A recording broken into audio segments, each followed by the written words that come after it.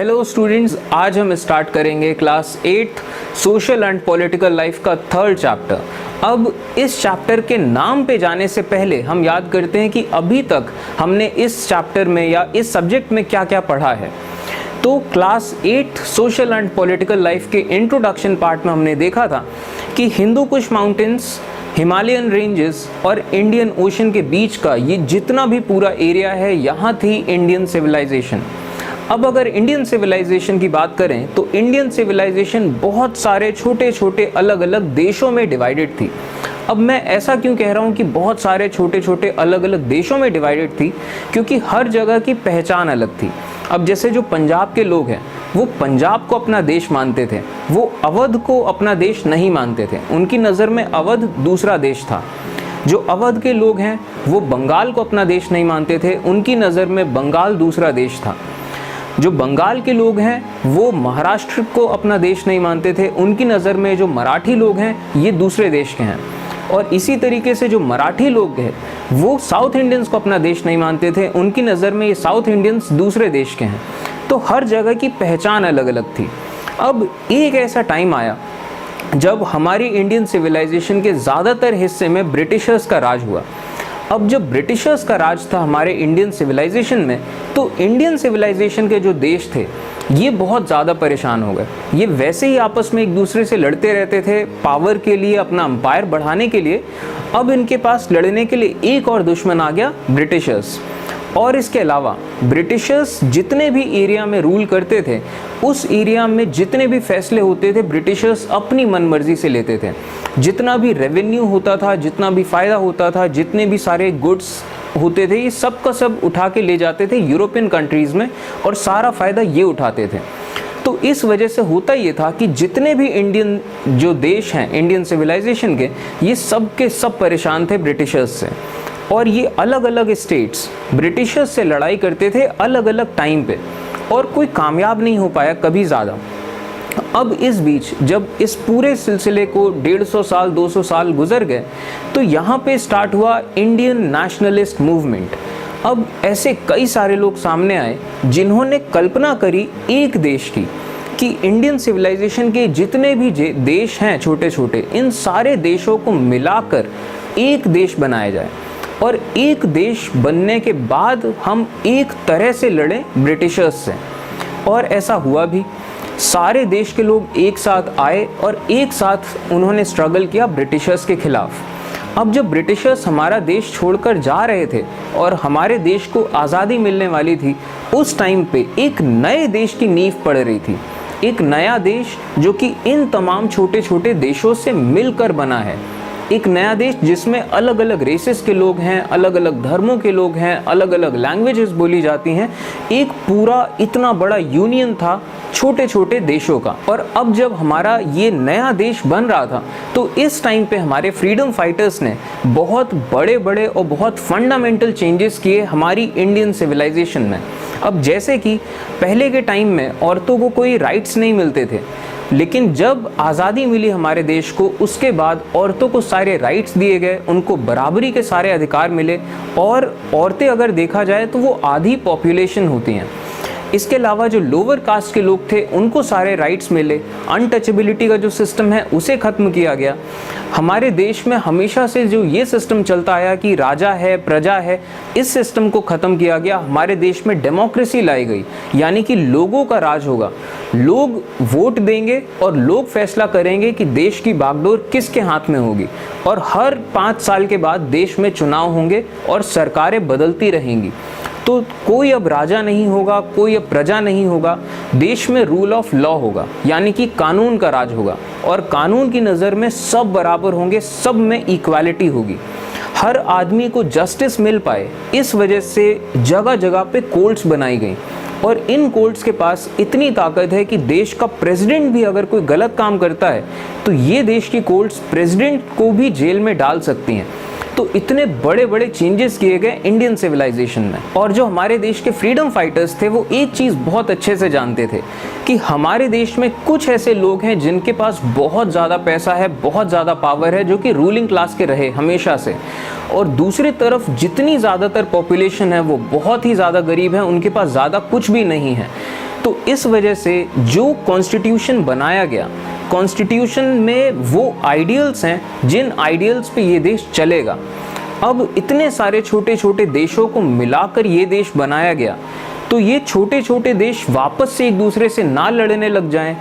और इसके अलावा हमारे देश में जो रूलिंग क्लास रहा है, जो अलग अलग देशों के रूलर्स साथ में मिलकर वो देश को हाईजैक ना कर लें और वापस से इस देश में स्लेवरी का सिस्टम ना ले आएं, ऐसी चीज़ें ना हों, इस वजह से उन्होंने एक फुल प्रूफ कॉन्स्टिट्यूशन बनाया कि जो देश का जो स्ट्रक्चर है, वो देश के जो आइडियल्स हैं, उनके साथ छेड़खानी ना करी जा सके। तो इंडियन कॉन्स्टिट्यूशन के बारे में हमने पढ़ा फर्स्ट चैप्टर में। अब इसके बाद जब इतने सारे देशों को मिला के एक देश बनाया जाएगा, तो उस देश में तमाम तरह के काम करने होंगे, तमाम तरह के फैसले करने होंगे। तो इस वजह से पूरे देश की एक सरकार की ज़रूरत है। अब ये सरकार कैसे बनेगी, कैसे चुनी जाएगी, ये डिस्कस करेंगे हम इस चैप्टर में, जिसका नाम है why do we need a parliament. इस चैप्टर में हम डिस्कस करेंगे कि किस तरीके से हमारे देश को रियलाइज़ हुआ कि हमें एक डेमोक्रेसी की ज़रूरत है और किस तरीके से हम एक डेमोक्रेटिक देश बने।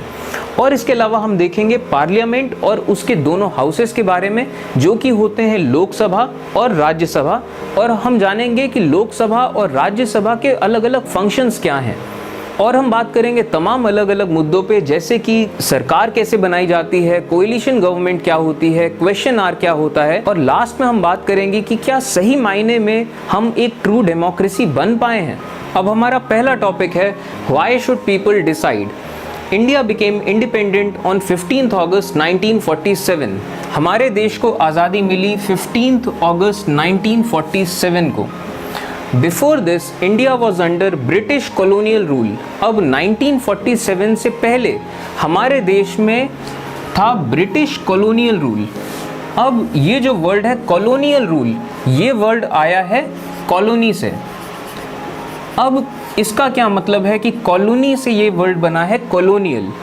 तो हमारे देश का जितना भी हिस्सा ब्रिटिशर्स के कब्जे में था, ब्रिटिशर्स उस हिस्से को बिल्कुल वैसे ही ट्रीट करते थे जैसे कि ये उनके अपने देश का हिस्सा हो, उनके अपने देश की कॉलोनी हो।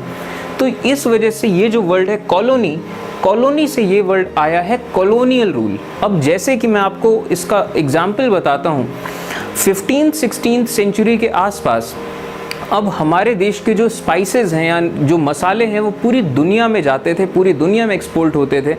और हमारे देश के जो कॉटन के प्रोडक्ट्स हैं और जो सिल्क के प्रोडक्ट्स हैं, ये भी पूरी दुनिया में जाते थे और पूरी दुनिया से पैसा आता था इंडिया में। और इंडिया काफ़ी प्रॉस्परस देश था उस टाइम पे।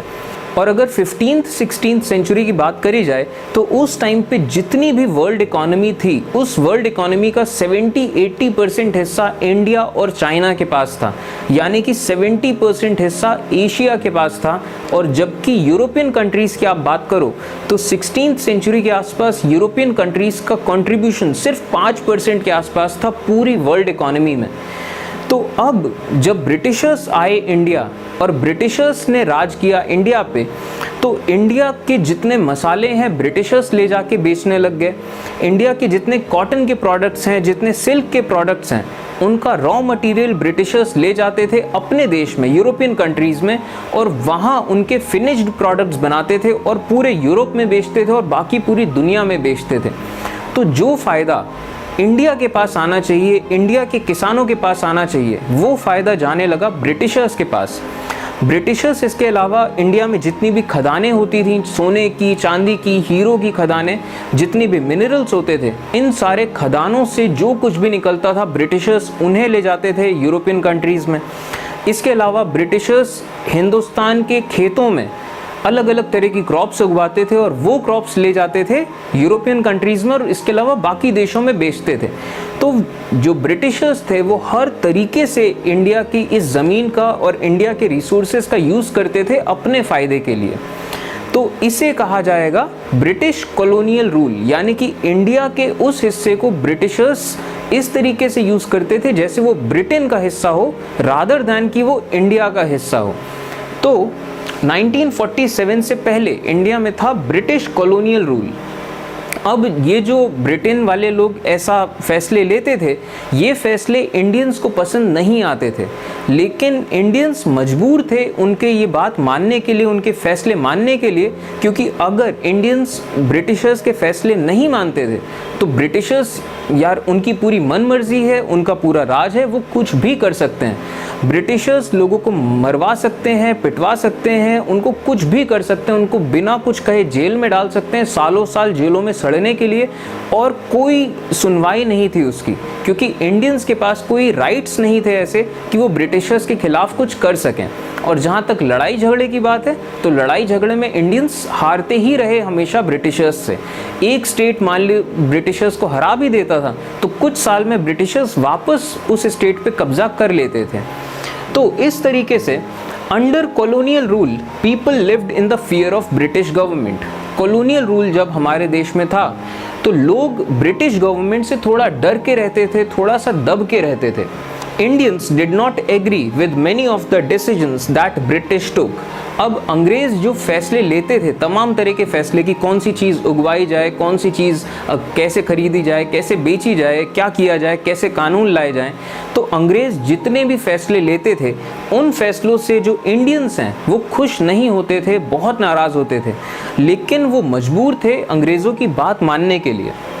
But they faced grave danger if they tried to criticize those decisions. अब जो इंडियंस थे, इंडियंस अगर ब्रिटिशर्स के फैसलों को क्रिटिसाइज करते थे या उन फैसलों की आलोचना करते थे तो उन्हें बहुत सीरियस कॉन्सिक्वेंसेस फेस करने पड़ते थे। ऐसे लोगों को ब्रिटिशर्स जेल में उठा के डाल देती थी, सालों साल जेल में पड़े रहते थे वो लोग। तो इस वजह से लोग डरते थे ब्रिटिशर्स के खिलाफ कुछ बोलने के लिए। The freedom movement changed this situation. The nationalists began to openly criticize the British government and make demands.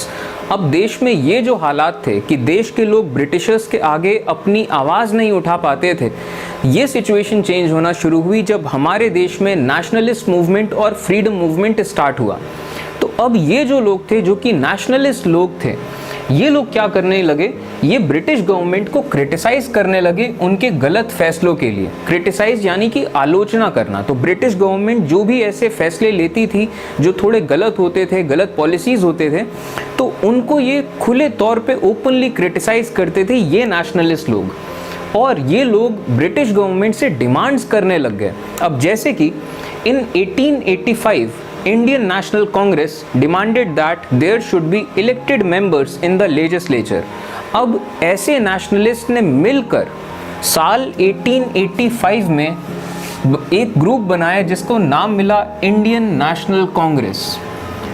और सारे नेशनलिस्ट ने मिलकर जब ये ग्रुप बनाया तो उन्होंने उसी साल ब्रिटिशर्स से ये डिमांड किया कि ब्रिटिश लेजिस्लेचर जो है, लेजिस्लेचर कहते हैं उस बॉडी को जो बॉडी कानून बनाती है, पॉलिसीज़ बनाती है।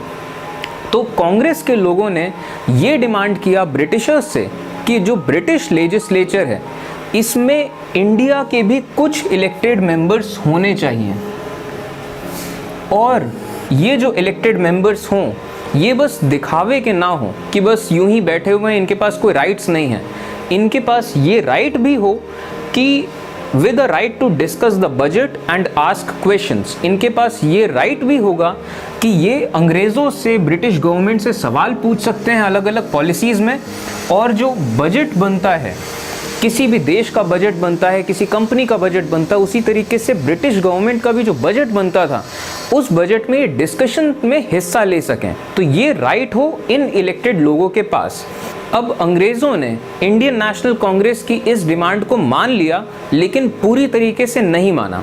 तो अब जब ब्रिटिश गवर्नमेंट का अगला चार्टर आया, the government of India act 1909, इसमें उन्होंने क्या किया, they allowed for some elected representation. तो गवर्नमेंट ऑफ इंडिया एक्ट 1909 में ब्रिटिश लोगों ने अलाउ किया कुछ इलेक्टेड रिप्रेजेंटेशन, लेकिन but they did not allow all adults to vote nor could people participate in decision making. उन्होंने देश के सारे लोगों को वोट देने का अधिकार नहीं दिया और ना ही उन्होंने ये राइट दिया कि देश में कोई भी आदमी चुनाव में खड़ा हो सकता है। सिर्फ आदमी जो कि पढ़े लिखे हों और जिनके पास प्रॉपर्टी हो, सिर्फ वही लोग इलेक्शंस में खड़े हो सकते थे और सिर्फ वही लोग दूसरे लोगों को वोट दे सकते थे। तो जो चुने हुए लोग आएंगे, उन कुछ लोगों को ब्रिटिश लोग अपने लेजिस्लेचर में हिस्सा देंगे। लेकिन अब अगर ये बात करें कि आदमी हो, पढ़े लिखे हों और जिनके पास प्रॉपर्टी हो, तो ऐसे लोग पूरे इंडियन सिविलाइजेशन में उस टाइम पे 1% भी नहीं थे। तो इस तरीके से ब्रिटिश लोगों ने इंडियन नेशनल कांग्रेस के लोगों की बात मानी, लेकिन पूरी तरीके से नहीं मानी। People from various backgrounds joined the freedom struggle and they were inspired by the ideas of freedom, equality and participation in decision making. अब जब हमारे देश में फ्रीडम स्ट्रगल और आगे बढ़ा, तो पूरे देश भर से लोग, अलग अलग बैकग्राउंड के लोग आए और फ्रीडम स्ट्रगल में जुड़े। वो भले ही अलग अलग देशों के हों, भले ही अलग अलग धर्मों के हों, अलग अलग कास्ट के हों, भले ही वो आदमी हो या औरत हो, सब तरह के लोग आए, फ्रीडम स्ट्रगल में शामिल हुए। और सब लोगों के जो दिमाग में नए नए तरह के ख्याल आ चुके थे। अब जैसे हज़ारों सालों से इंडियन सिविलाइजेशन में लोगों की थॉट ऐसी बन गई थी, थिंकिंग ऐसी थी कि एक राजा होगा, हम सब प्रजा होंगे। इस सिचुएशन से, इस थिंकिंग से वो लोग निकल चुके थे। नए टाइप की सोच आ चुकी थी लोगों के अंदर।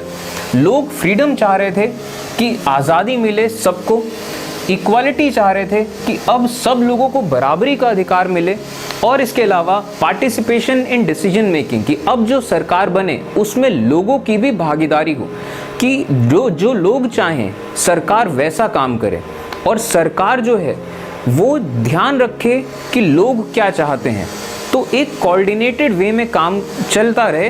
तो ये जो नई नई तरह की सोच आने लगी थी और लोग जुड़ने लगे थे इंडियन फ्रीडम स्ट्रगल से। The freedom fighters tried to make sure that the government of free India has to be sensitive to people's needs and demands.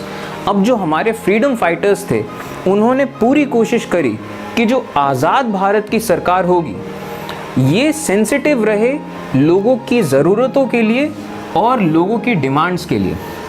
क्यों? क्योंकि अगर आज़ाद भारत की सरकार ध्यान ना दे कि लोग क्या चाहते हैं, लोगों की क्या डिमांड है, वो अगर लोगों को इग्नोर करके रखे, तो आज़ाद भारत की सरकार में और अंग्रेज़ों में फ़र्क क्या बचा? तो बस इतना ही तो फ़र्क बचा कि वो किसी और देश के लोग हैं, ये अपने ही देश के लोग हैं, लेकिन आम लोग तो हमेशा वैसे ही परेशान रहेंगे। तो फ्रीडम फाइटर्स ने ये ध्यान रखा कि जो आज़ाद भारत की सरकार हो, ये सेंसिटिव रहे कि लोग क्या चाहते हैं और लोगों की डिमांड्स क्या हैं। Therefore, they laid universal adult franchisee in the Constitution, और इसी वजह से उन्होंने हमारे देश के कॉन्स्टिट्यूशन में क्या लाए? यूनिवर्सल अडल्ट फ्रेंचाइजी, यानी कि जितने भी अडल्ट लोग हैं देश के, उन सब लोगों को अधिकार है वोट देने का। हर टाइम पे देश में इलेक्शंस होंगे और जितने भी अडल्ट लोग हैं, यानी कि 18 साल से ज़्यादा उम्र के जितने लोग हैं, वो सब वोट दे सकते हैं। अगर उन्हें सरकार का काम पसंद आएगा तो वो वापस उस सरकार को ले आएंगे, अगर उन्हें उस सरकार का काम पसंद नहीं आएगा तो उसकी जगह वो किसी और दूसरे सरकार को ले आएंगे। तो इस तरीके से अब जो सरकारें होंगी, उनकी भी मजबूरी होगी लोगों की ज़रूरतों को समझना, क्योंकि सरकार कौन सी पावर में रहेगी अब ये लोगों के हाथ में होगा। चलिए फिर, थैंक यू।